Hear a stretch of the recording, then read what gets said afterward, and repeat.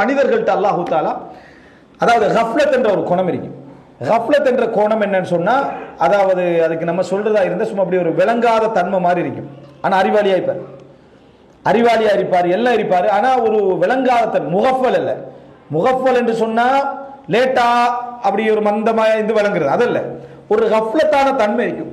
நீங்க நிறைய விஞ்ஞானிகளோட வரலாற்றுல அதை பார்ப்பீங்க. பெரிய அறிவாளியா இருந்திருப்பாரு, சின்ன ஒரு புத்தி கூர்மையான விஷயத்தை யோசிக்க மாட்டார். அவர் அடுத்தவர் அதை கண்டுபிடிச்சு சொல்வார். ஏன்னா அவர் இதை மட்டும் தான் யோசிப்பாரு, சரியா? மற்ற ஒன்றும் யோசிக்க மாட்டார். இவர் அறிவாளி பாருங்க, இவருக்கு அது விளங்கி இருக்கீங்க, அவர் அதை மட்டும் தான் யோசிக்கிறார். இவர் எல்லாத்தையும் யோசிச்சு அதுல நினைஞ்சாரு, பிழை விட்டாருன்னு அர்த்தம்.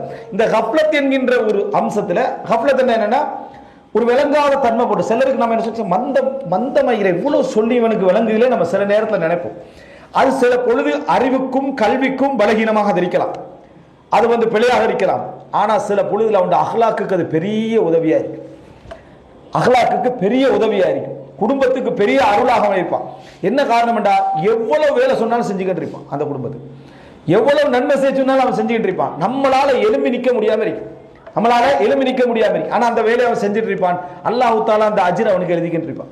அல்லாஹு தாலா அவனுக்கு அந்த அஜ்ர் அல்லாஹு தாலா எழுதி கொண்டிருப்பான். எனவே இந்த கஃப்லத்துடைய தன்மை இருக்குதானே, இந்த கஃப்லத்துடைய தன்மை பலகீனம். அது மனிதன்ட்ட அவன் இல்லாமல் ஆக்க வேண்டிய ஒரு முயற்சிகள்ல உண்டு. வலா தக்கும் மினல் காஃபிலின், நீங்கள் காஃபில்கள்ல இருக்க வேண்டாம் அல்லாஹ் தஆலா சொல்றான். அப்ப காஃபில் என்றா ஒரு விளங்காத அமைப்புல, உணராத அமைப்புல, தனப்பு இல்லாத அமைப்புல இருக்கிறது. இருந்தாலும் அது சில இடங்கள்ல என்ன செய்யும், நன்மையை கொண்டு வரும். அதாவது சோதனைகளை நேரம் பொறுத்துருவாங்க. சில குடும்ப பிரச்சனைகள் இருக்கும். ஒரு மனைவி 2 கேள்வி கேட்பான், கணவன் கொதிச்செலும்பிடும், அவ்வளவு ஷாப் இவர், அவ்வளவு கூர்மை. அதே கேள்வியை விட இரட்டிப்பாக சில கணவர்மாரு கேட்பாங்க. அவர் சிரிச்சுட்டு என்ன செய்வாரு, பேத்துட்டு இருப்பாரு. ஏண்டா ஆழ அகலங்கள் கட்டுரைகள் அவர் எழுதிக்கல மாட்டார். அவரு கட்டுரையில தலையில என்ன செய்ய, இதனுடைய விளக்கம் என்ன என்று சொல்லி ஒரு விளக்கத்துள் பாரில் அவளுக்கு என்னது அதை எழுதி அதுக்குரிய விளக்க பதில் சொல்றதெல்லாம் இவருக்கு வராதனால அவர் சிம்பிளா என்ன செய்வாரு, போய் கண்டிருப்பார். சில பொழுதுகளை மனைவியை சொல்லலாம், அவருக்கு அது விளங்காதுன்னு சொன்னா கூட சிரிச்சுட்டு பேத்துட்டு இருப்பார். நம்ம என்ன நினைப்போம், விளங்கித்தான் பொறுமையா இருப்பார். இல்ல அவருக்கு விளங்கல சப்ஜெக்ட், அது விளங்கல. ஆனா அந்த 2 பேரோட வாழ்க்கை என்ன செய்யுது, சிறப்பா போயிட்டு. இவர் வெளியே இருந்துட்டு இப்படி இருக்கிறதை விட நம்ம என்ன, அவங்க 2 பேரும் நல்லா வாழ்றாங்களா இல்லையா, சந்தோஷமா இருக்கிறாங்களா இல்லையா, மகிழ்ச்சியா இருக்கிறாங்களா, மார்க்கெட்ல எந்த குறையும் வரலையே, நல்ல முறையில் இபாதத்தோடு இருக்கிறாங்க போறாங்க, உனக்கு என்ன அதுல பிரச்சனை? அவங்கள பாராட்டி விடுறதுல உனக்கு என்ன பிரச்சனை? இது ஒரு பெரிய சிக்கல். தன்னை போலவே உலகமே இருக்கும்னு நினைக்கிறது, தண்ட அகலாக்க போலவே உலகமே இருக்கும்னு நினைக்கிறது, தண்ட இயல்பு போலவே உலகமே இருக்குன்னு நினைக்கிறது மிகப்படியானது. எது இருந்தால் எது வேண்டுமோ அது இல்லாமலே ஒன்று கிடைச்சிட்டா அதுதானே இலக்கு. உதாரணமா அறிவு படிப்பு எல்லாம் எதால கிடைக்கும், எழுத்தாலையும் வாசிப்பாலையும் கிடைக்கும். எழுத்தாலையும் வாசிப்பாலையும் கிடைக்கும். இது ரெண்டும் இல்லாம ரசூலுல்லாஹி அல்லாஹ் என்ன செஞ்சா, அறிவை கொடுத்தான். வமா குந்த தத்லு மின் கப்லிஹி மின் கிதாப் வலா தஹுத்துஹு பியமீனிக், எழுத மாட்டீங்க வாசிக்க மாட்டீங்க. குர்ஆனை கொடுத்தா எல்லாம் கொடுத்தா, அறிவு உள்ள சேர்ந்துட்டு இப்ப அது தேவையில்லை. இப்ப அது என்ன தேவையில்லை. இதனுடைய நோக்கமே அவர் வளர்றதுதான்.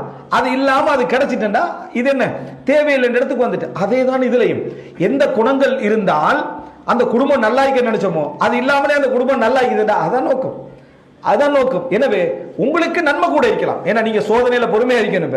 அவர்களுக்கு நன்மை குறைவாக இருக்கலாம், ஆனா அந்த குறைபாட்டில் நிறைய நன்மைகள் என்ன செய்திருக்கு. அதனாலதான் ஹசனுல் பஸ்ரி, இமாம் அஹ்மத் பின் ஹம்பல், நிறைய அறிஞர்கள் திஸ்அத்து அஷாரி ஹுஸ்னில் ஹுலுக் அத்தகாஃபுல், நட்பண்புகள்ல 10ல் 9 இந்த விளங்காமைக்கிறது தான்.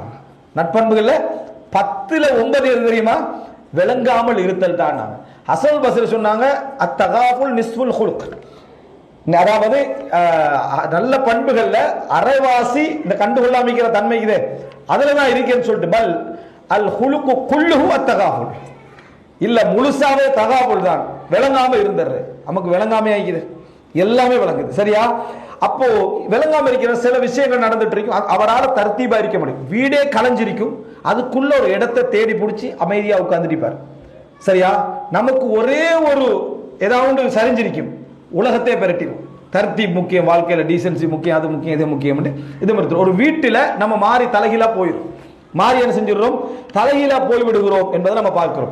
ரசூலுல்லாஹி ஸல்லல்லாஹு அலைஹி வஸல்லம் அவங்க காட்டின சில சர்வசாதாரண நடைமுறை கூட நம்மளால முடியும். ரசூலுல்லாஹ் எவ்வளவு பெரிய அறிவாளி, ரசூலுல்லாஹ் நான் அறிந்தவற்றை நீங்க அறிந்திருந்தா நீங்க வாழ்ந்திருக்க மாட்டீங்கன்ற அளவுல சொல்றாங்க.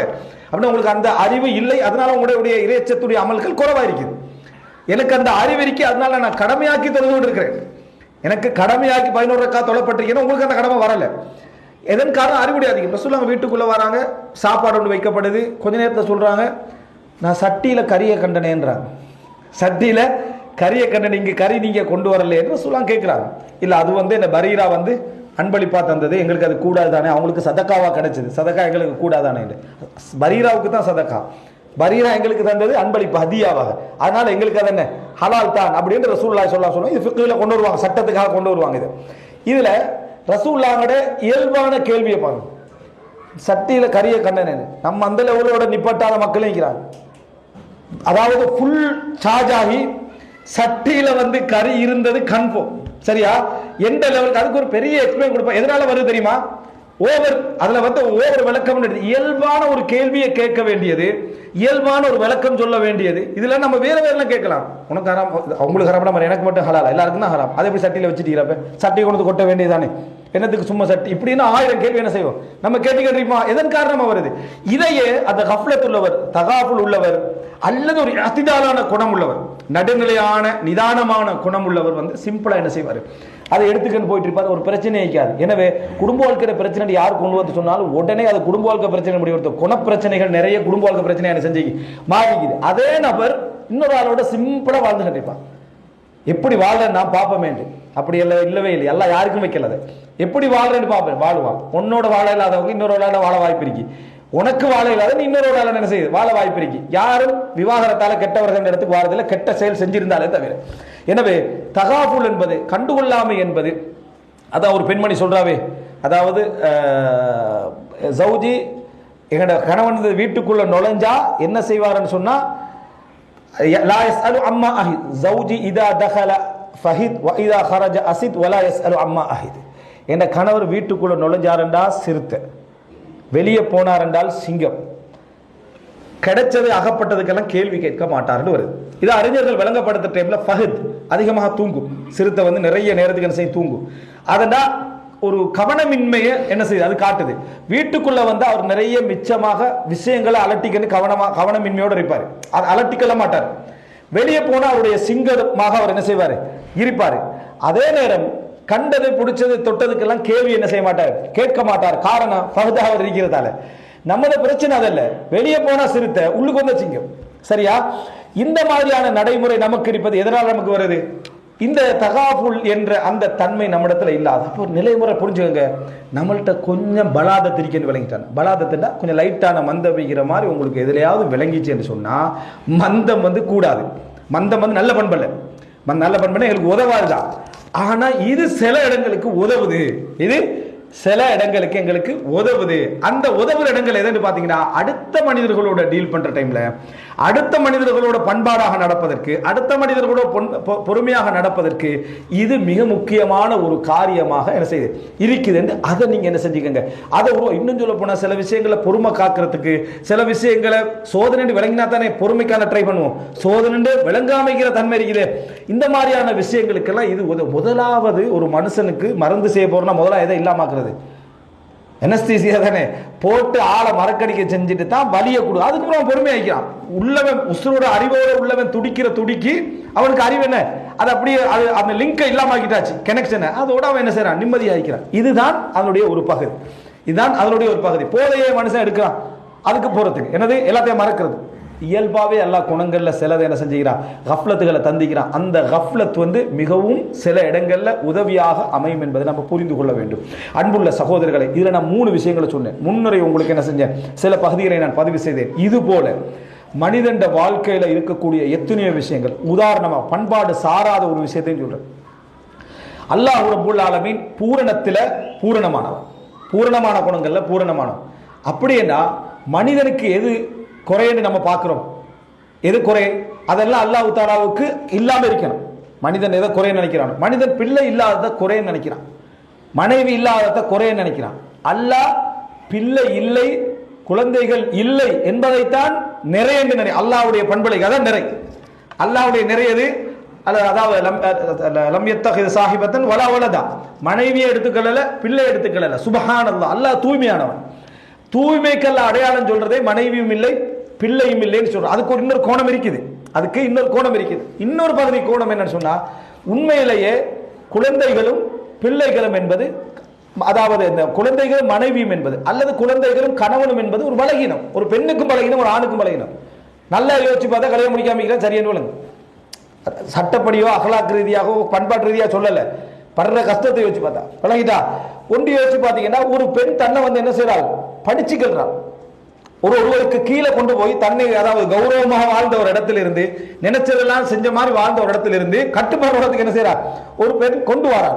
அப்படிப்பட்ட ஒரு நிலைமையா இருந்தாலும் திருமணத்தை செலக்ட் பண்றோம், அதுக்கு ஆசைப்படுறோம், அதை வைக்கிறோம். அதுபோல குழந்தைகள் என்பது நம்ம பெற்றெடுத்ததுக்கு பின்னால நமக்கு பலகீனம், நமக்கு சுமை, நமது விஷயங்கள சிந்தனைகள் எல்லாம் அதுல போய் என்ன மன அழுத்தத்துக்கு உருவாகக்கூடிய எல்லா சூழ்நிலையும் இருக்குது. ஆனா பெற்றுக்கொள்கிறோம்.